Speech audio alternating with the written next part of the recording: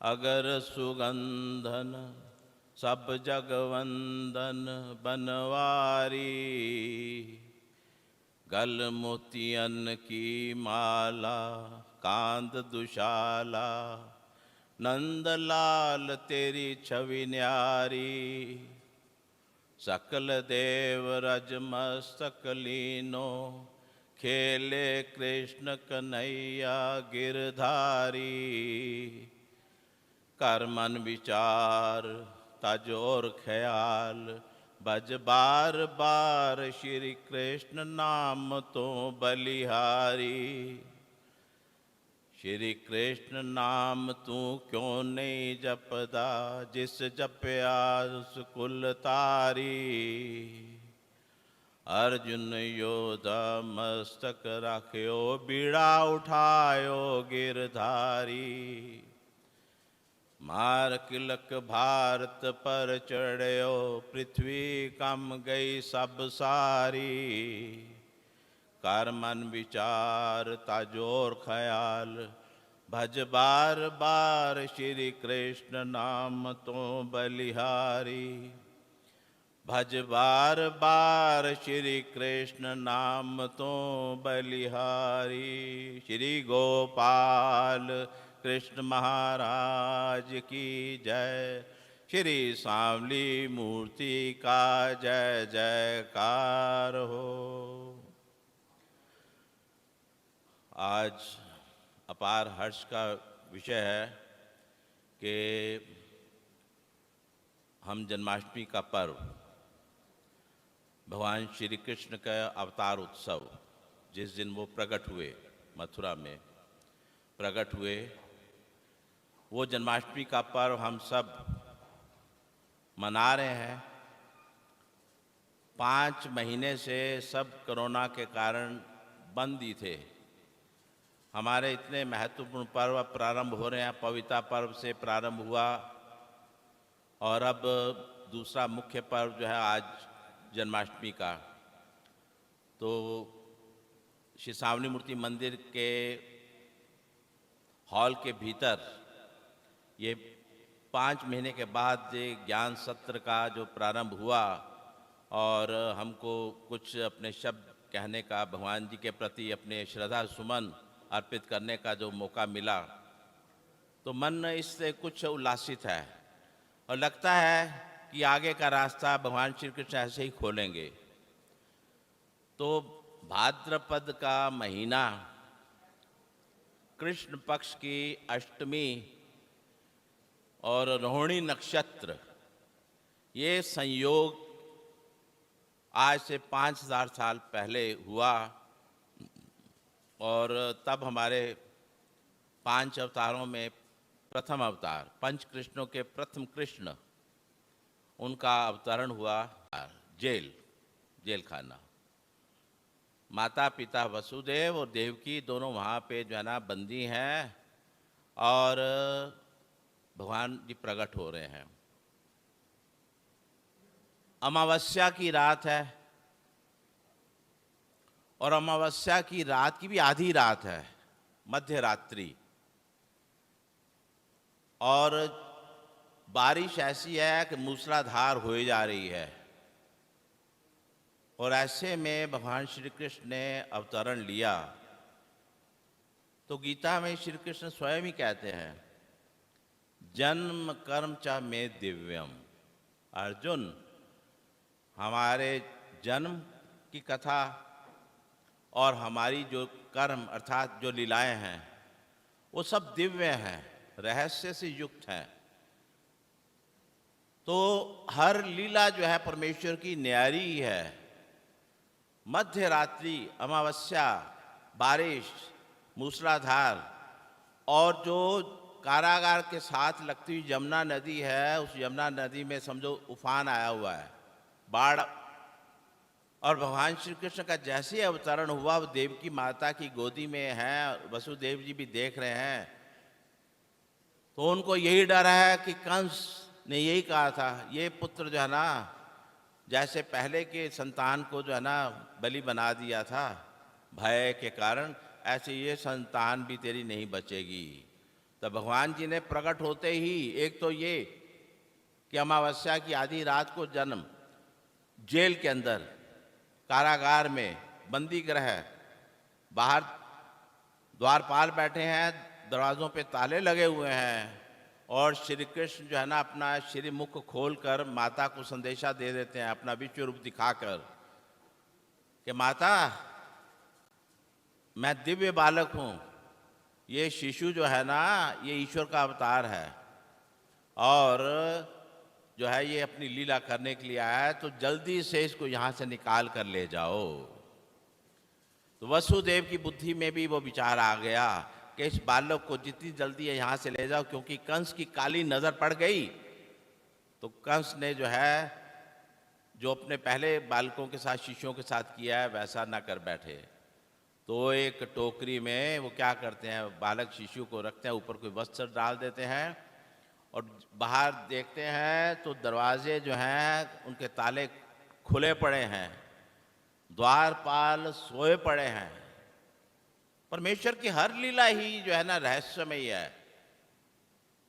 और ईश्वर अवतार ने अपना अवतार लेते, जन्म लेते ही धरती पर अपने श्री चरण रखते ही अपनी लीलाएं प्रारंभ कर दी। और क्या हुआ, द्वारपाल सोए पड़े हैं, ताले खुले पड़े हैं। वसुदेव समझ गए कि परमेश्वर का ये संकेत है कि मुझको यहाँ से ले चलो।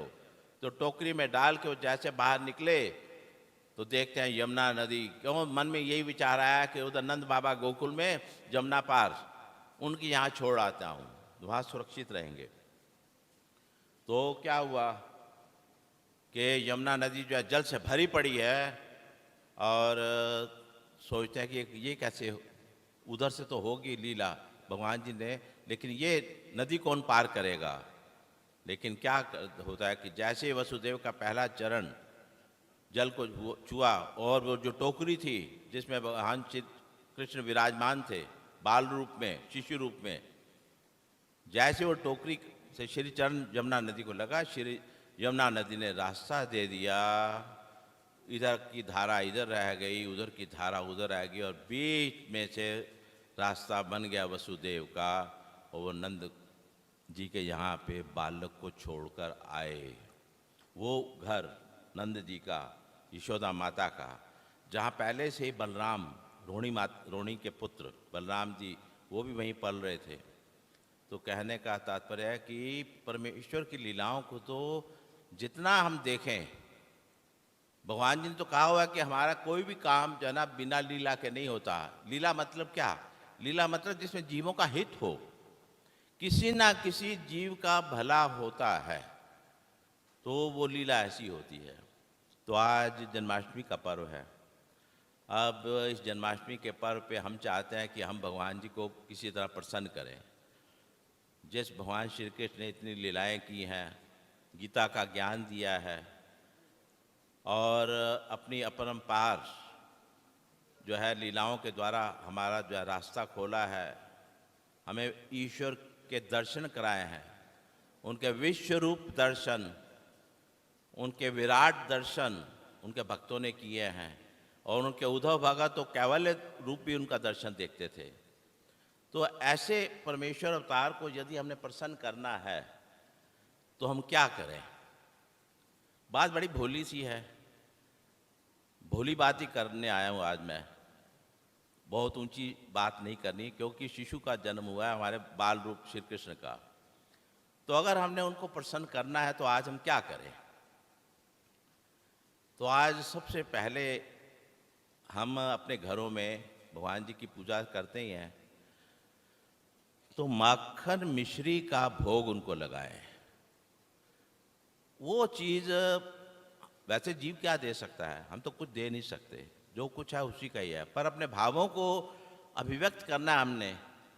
तो अगर उनको भोग दिखाना है तो माखन और मिश्री कितनी सरल सी चीज़ है।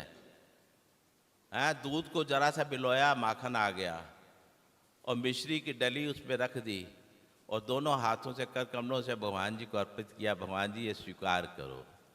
तो माखन मिश्री का भोग लगाएं। पहली बात तो अगर उनकी प्रसन्नता के अनुकूल हमने चलना है, उनको जो पसंद है। तो माखन मिश्री का भोग लगाएं। और हमारे भगवान जी को क्या प्रिय था? हमारे भगवान जी की श्री मूर्ति देखें, कोई भी उनकी मूर्ति देखो, चित्र देखो, तो क्या खास चीज दिखती है? उनका मोर मुकुट है ना। मोर मुकुट जो है उनका, अर्थात उनको मोर का पंख बहुत प्रिय था। आज भी मंदिरों में हम, कोई मंदिर श्री कृष्ण का ऐसा नहीं होगा जहाँ मोर पंख आपको दिखाई ना दे, किसी ना किसी रूप में मोर पंख दिखेगा। तो आज अगर हमने उनको प्रसन्न करना है, अपने घर में पूजा में उनके लिए कुछ रखना है, उनको कोई भेंट देनी है, अपने भावों को व्यक्त करना है, तो हम उनके लिए मोर मुकुट या मोर पंख, मोर मुकुट मिलता है तो ठीक है, नहीं तो उनको मोर पंख ही हम भेंट करें। वो मोर आपके द्वारा दिए गए मोर पंख से ही वो प्रसन्न हो जाएंगे कि ये भक्त जानता है मेरे को क्या प्रिय है। तो मोर पंख या मोर मुकुट आप भेंट करके देखिए, आपको खुद भी अच्छा लगेगा। आप ऐसा करते हो ना, उनका जोड़ोगे, क्योंकि जिसको जो चीज प्रिय है हम उसको वही दें, तो उसके चेहरे पे जो मुस्कान आती है तो उससे हमको लगता है कि उसने स्वीकार कर लिया, अंगीकार कर लिया। फिर तीसरी कोई चीज़ हम देना चाहें, मोर मुकुट हो गया, कोई तीसरी चीज़ हम देना चाहें, तो तीसरी चीज़ अगर हम उनको देना चाहें तो हम उनको बांसुरी एक भेंट करें। बांसुरी, श्री कृष्ण का कोई चित्र, कोई मूर्ति हो तो उसमें बांसुरी तो खास तौर पे लगाई जाती है, क्योंकि सबसे निकट उनके कौन रहती थी? बांसुरी। उनके होठों के साथ, श्री ओष्ठों के साथ बांसुरी, और उसमें से आने वाली मधुर वाणी, मधुर स्वर गूंजता हुआ बांसुरी का, चाहे वो वन हो, उपवन हो, वो गैयाँ चराने गए हों, तो वो बांसुरी वो बजाते हैं, और गैयाँ जो हैं उनकी बांसुरी की मधुर धुन सुन के मस्त हो रही हैं। कैसे वो दुगना दूध देती थी, कैसे दुगना मक्खन निकलता था। सर्वज्ञ श्री चक्रधर स्वामी जी ने भी जो लीला की थी नांदेड़ में श्री कृष्ण रूप में, तो वो बांसुरी बजाते थे, और गैयाँ पानी छोड़कर, चारा छोड़कर जो है ना उनके इर्द गिर्द उनकी श्री मूर्ति को निहारती थी। तो ऐसा अगर आप भगवान श्री कृष्ण को आज कुछ भेंट में देना चाहते हैं तो बांसुरी उनको भेंट में दीजिए। चांदी की बनी हो बांसुरी तो चांदी की दीजिए, नहीं तो बांस की भी बनी हो आप उनको दे सकते हैं, वो तो आपके भाव हैं। ऐसा कुछ नहीं है कि आपको जो है ना चांदी की ही देनी है, लेकिन बांसुरी उनको प्रिय है। तो तीसरी चीज़ अगर आप उनको भेंट आज करना चाहते हैं, जो वो स्वीकार करेंगे, अंगीकार करेंगे, तो वो है बांसुरी। आपका मन अभी भी नहीं माना, आप चाहते हैं कि कुछ और तो दूं, वस्त्र तो दिया ही नहीं मैंने अपने प्रभु जी को।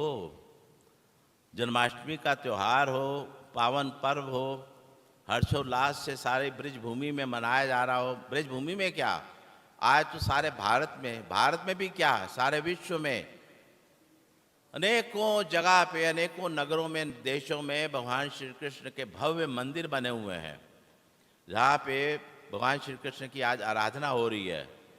तो उनको प्रसन्न करने के लिए अगर आप एक चीज़, वस्त्र देना चाहते हैं, तो कौन सा वस्त्र आप देना चाहेंगे?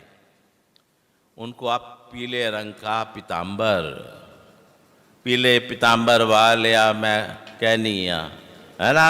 हमारे अंदर जब ध्वज गीत होता है ना, तो पीले पीताम्बर वालिया मैं कहनिया, कर छतरी दी छाव में छावे रहनिया। तो पीले पीताम्बर वालिया, तो भगवान श्री कृष्ण को क्या प्रिय था? पीताम्बर बांधा होता था उन्होंने, तो पीताम्बर पीला वस्त्र उनको भेंट करे। जुड़ना है भगवान जी के साथ, तो जुड़ना है तो वही पदार्थ जो वो स्वीकार करते हैं, पीताम्बर आप उनको भेंट करें। और भी कुछ भेंट करना चाहते हैं तो उनको उनके श्री चरणों पे पहनने वाली पैंजनियाँ, चांदी की बनी हुई छोटी छोटी पैंजनियां आप उनकी मूर्ति में पहना सकते हैं। जैसे जैसे ये पदार्थ आप लाएंगे खरीद के और भगवान जी की मूर्ति को पहनाएंगे, वैसे वैसे आपके दिल के तार जो है ना उनके साथ जुड़ेंगे। तो उनके नन्हे नन्हे पैरों में, नन्हे नन्हे श्री चरणों में पैंजनियां जब बजती थी, झंझन की आवाज आती थी, यशोदा माता कितनी प्रसन्न होती थी। आंगन में बाल गोपाल, आंगन में बाल कृष्ण, वो जो है पैंजनियां बजाते हुए झूम रहे हैं और यशोदा माता, नंद बाबा खुश हो रहे हैं कि देखिए मेरे प्रभु की लीला। तो पैंजनियां उनके लिए लेके आइए। और अंतिम चीज जो है, जो बड़े महत्व की है, वो रह गई। अंतिम चीज जो भगवान श्री कृष्ण को बहुत प्रिय थी और जो उनके नाम के साथ जुड़ी गया, वो क्या है? वो है शंख, जो भगवान श्री कृष्ण ने पांचजन्य नामक जो है ना शंख का नाद किया था। आपको मालूम है, अगर आप गीता शास्त्र पढ़ते हैं, महाभारत शास्त्र पढ़ते हैं, तो आपको मालूम होगा कि सारे के सारे कथानक की शुरुआत, महाभारत के युद्ध की शुरुआत के समय हमारे भगवान श्री कृष्ण ने पांचजन्य शंख का नाद किया था। वो पांचजन्य शंख बड़े महत्व का था, उसके अपने साथ भी कथा जुड़ी हुई है। तो वो शंख जो है भगवान श्री कृष्ण के साथ हम कई जो है उनके चित्र देखते हैं। तो चित्र में क्या है, गीता के ज्ञान देने से पूर्व भगवान श्री कृष्ण ने कुरुक्षेत्र के मैदान में शंख का नाद कर रहे हैं। बड़ा सुंदर चित्र है भगवान जी का। तो अगर आप भेंट में अपने प्रभु जी को दे सकते हैं ना आज, तो ये दीजिए। तो ये 6 पदार्थ हैं, जो माखन मिश्री, अच्छा रोहिणी के 6 के 6, जो आप पंजाबी कहते हैं जो पढ़ सकते हो, जो मिल सकता वे, जिस नाल तुसी अपना के नाल दा समझदे हो कि परमेश्वर नाल जुड़ा मेरा हुंदा है, तो माखन मिश्री दिओ बेशक है, उन्हें मोर मुकुट दिओ, मोर पंख ही दे दो है। इस सामने मूर्ति साड़ी मोर पंख ना सज जाएगी। साढ़े भगवान जी जेडे साढ़े घर मूर्ति है, वो साड़ी वो भी सावली मूर्ति है, अर्थात सांवले रंग की कृष्ण कन्हैया, श्याम सुंदर कहते हैं उनको। तो ऐसे जो है आप उनको मोर पंख दीजिए, आप उनको जो है पीताम्बर दीजिए, आप उनको बांसुरी ला के दीजिए, आप उनके चरणों में पैंजनियाँ बांधिए या शंख लाइए। ये 6 पदार्थ ऐसे हैं जो आप अपने पूजा पे चढ़ा सकते हैं। ये भगवान श्री कृष्ण की प्रसन्नता हमने पानी है। वो भगवान जी जो कि अपनी प्रसन्नता लुटाने को तैयार हैं। परमेश्वर में जो सबसे बड़ा गुण है हमारे अवतारों में, स्वामी जी बतलाया कि परमेश्वर के गुण, तो उसमें उदार गुण, उदारता, प्रसन्नता। तो प्रसन्नता का एक धर्म जो है वो ईश्वर अवतार में ही होता है। ये प्रसन्नता सिर्फ ईश्वर अवतार में ही होती है, जीवों में नहीं होती। जीवों में स्वार्थ होता है। तुमने मेरे को कोई मेरे मतलब की चीज़ दे दी, मैं खुश हो गया, वो खुशी थोड़ी देर के लिए है। तुमने मेरे मतलब की बात नहीं की, मैं नाराज हो गया। तो जीव में प्रसन्नता नहीं है। प्रसन्नता है जो परमेश्वर अपनी ओर से दे रहे हैं। आप उनके लिए कुछ दे रहे हो कि नहीं, वो क्योंकि परमेश्वर जो है अनपेक्ष हैं, उन्होंने कोई अपेक्षा नहीं रखी हुई कि मेरे को भेंट देगा, ये मेरे को पुष्प चढ़ाएगा, ये फल चढ़ाएगा तो मैं प्रसन्न होऊंगा। तो ऐसे परमेश्वर बड़े उदार हैं और ऐसे उदार परमेश्वर की प्रसन्नता हमको किसी तरीके से मिले। देखिए उनकी प्रसन्नता कहाँ दिखती है। मैंने शुरू में कहा कि उनका जन्म भी और कर्म भी। कर्म बोले तो परमेश्वर के कर्म क्या होता है? परमेश्वर की लीलाएं होती हैं, उनकी लीला, चेष्टा, पवाड़े, कुछ भी आप इनको कहिए, ये जो है ना परमेश्वर के साथ जुड़े हो। लीला ही समझिए, मोटे तौर पे लीला ही कहते हैं हम परमेश्वर के कर्म। तो उनकी प्रसन्नता कितनी दिखी। बड़े अवतार हमने सुने, बड़े अवतारों की कहानियाँ सुनी, कथाएं सुनी। क्या कोई ऐसा अवतार आपने सुना जिसकी एक नहीं एक से ज्यादा माता हो? सबका जो गर्भ की माता होती है ना, चाहे वो दौड़ने का अवतार हो, है ना, चाहे वो गर्भीचा अवतार हो, है ना, जैसा भी वो अवतार है, उठाने का है तो निष्कासन का है, तो उसमें क्या है, कोई मृत है तो उसको भी उठाना, तो जैसे सर्वज्ञ जी का हुआ, माता एक ही है। वो भी मालन देवी की सौगंध खाते रहे उनको, ठीक है, ऐसे सभी अवतारों का है। हमारे भगवान श्री कृष्ण ने इसमें भी अपनी उदारता दिखाई। जैसे उनकी माता जन्म देने वाली कौन, जो मैंने शुरू में बतलाया, कंस के कारागार में किस माता ने जन्म दिया? देवकी माता ने। तो देवकी माता उनकी माता कहलाती है और उन्होंने उनको स्वीकार किया, माता है, वहीं से जन्म हुआ उनका। लेकिन एक और उनकी माता बन गई है, जब वो गोकुल में नंद बाबा के यहाँ गए तो यशोदा माता। असल में उनका शैशव काल, उनका बाल्य अवस्था तो सारी की सारी 12-13 साल तक रहे ना वो इधर, जब तक वो मथुरा नहीं गए। तो किसने पालन पोषण किया? यशोदा माता ने। तो यशोदा उनकी जो है ना दूसरी माता बन गई। तो देवकी माता बोले, यशोदा माता बोले, तो भगवान श्री कृष्ण ने यशोदा माता को भी माता माना। एक तीसरी माता भी थी उनकी, जिसको वो माता मानते थे। क्या? जो बलराम की माता रोहिणी थी, जो बलराम की माता रोहिणी थी, वो जो है उन्होंने भी श्री कृष्ण को उतना ही प्यार दिया था।